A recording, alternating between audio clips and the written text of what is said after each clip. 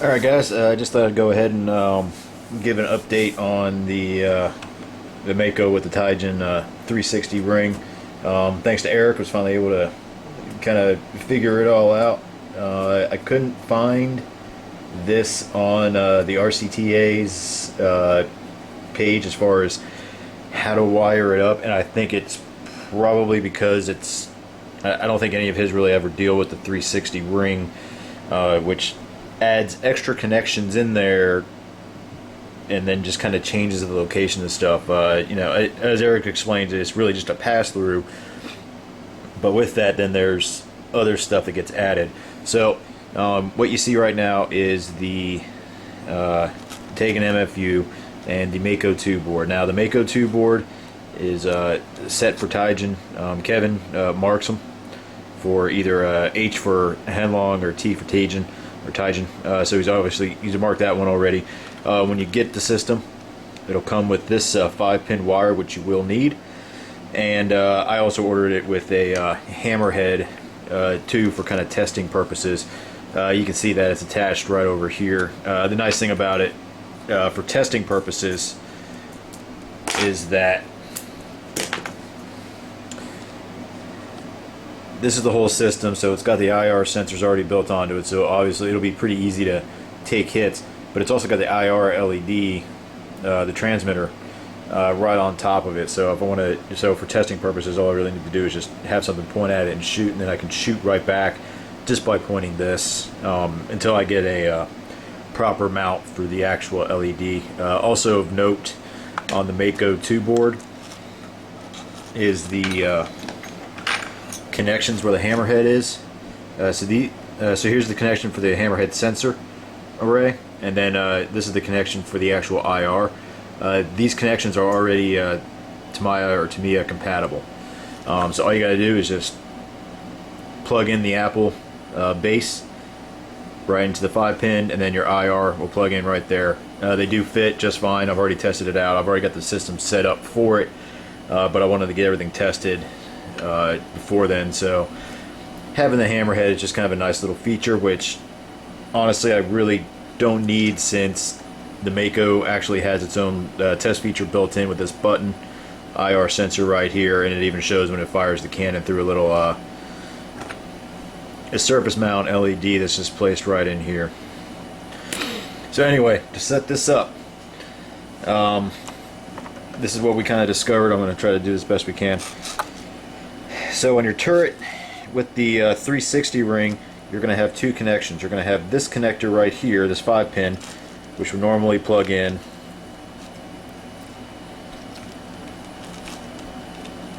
this spot, and then you're going to have your other connector, the 3-pin, which is going to plug into here. Now I've changed mine out from IR, or from airsoft to IR, so all I had was a 2-pin here, so adding that one in and this one.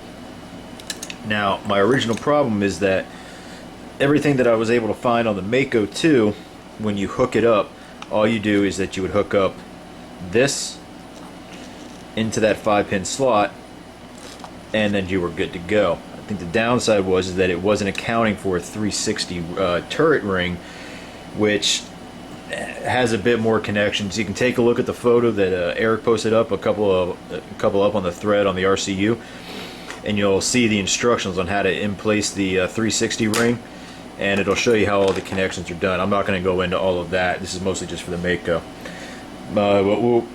What it is that you actually need to hook up that one, and then you still need to hook up this one, because this one actually has part of the control in there through the ring. I'm not exactly sure which 5 pins these wires are for, but one of them is at least the microcontroller, or 2 of them I think.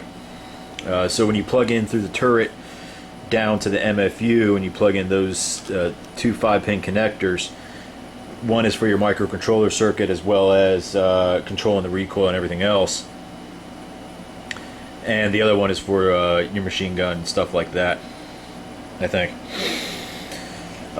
Anyway, so for correct operational use with the MAKO with a 360 turret, you'll notice I've already got the motors plugged in, wired up.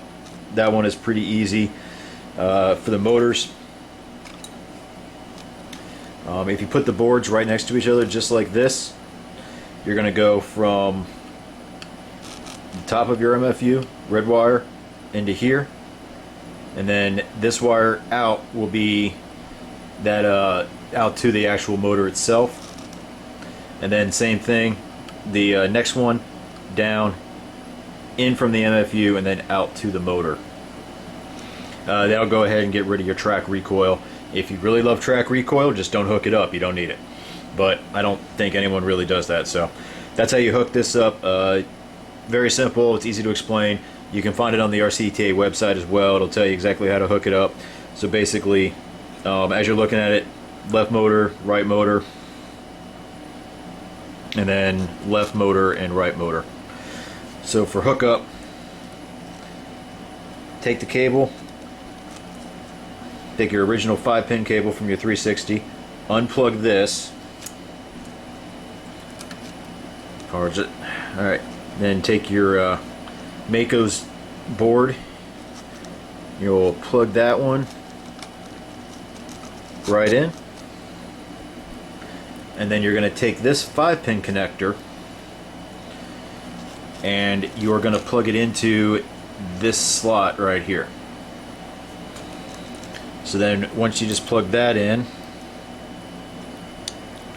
then everything will be hooked up. Now that is technically all you really have to do. However, I also changed it around just a little bit, and I'm actually shooting the flash off of the board right here.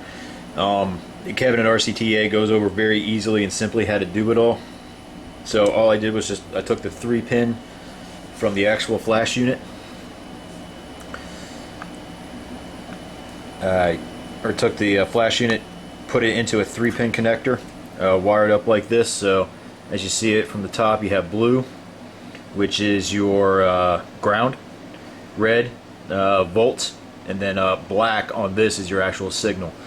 And then I just wired it up to a spare Futaba cable that I had lying around with white signal, red voltage, and then black on ground. Wired it up into a 3-pin connector for white, and then red, and then black. So we'll just plug in just like that. So my white is going to black on the top, red to red, and then black to blue. I know it's a little bit weird, but this cable will simply just plug into pin or slot 2 on your MAKO, with signal going towards the center of the board, ground going towards the outside. And he also has the board, he even has the board labeled down at the bottom. You're probably not going to be able to see it really clearly, but right down in here it says ground, voltage, and then it gives the signal sign right there. So that's how you hook that all up. So let me go ahead and turn it on real quick. See if I can pull over. So you should see the green light is on. I'm going to back this up just a little bit so that you can see everything, or at least kind of see everything. Turn the tank on.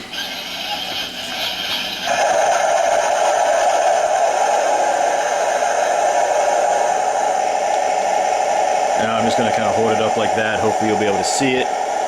Tank is running, and if I fire, cannon goes off, recoil works, and the flash. I hope the flash picks up. So that is how you hook up. Turn that off. That is how you hook it up. Now just going real quick into the turret itself. There were 2 things that I've disconnected out of the turret because they're just not needed. Well, for my purposes anyway. It's going to be a little bit harder to see. All the stuff is kind of right down in there. Let me go ahead and get this turned off real quick.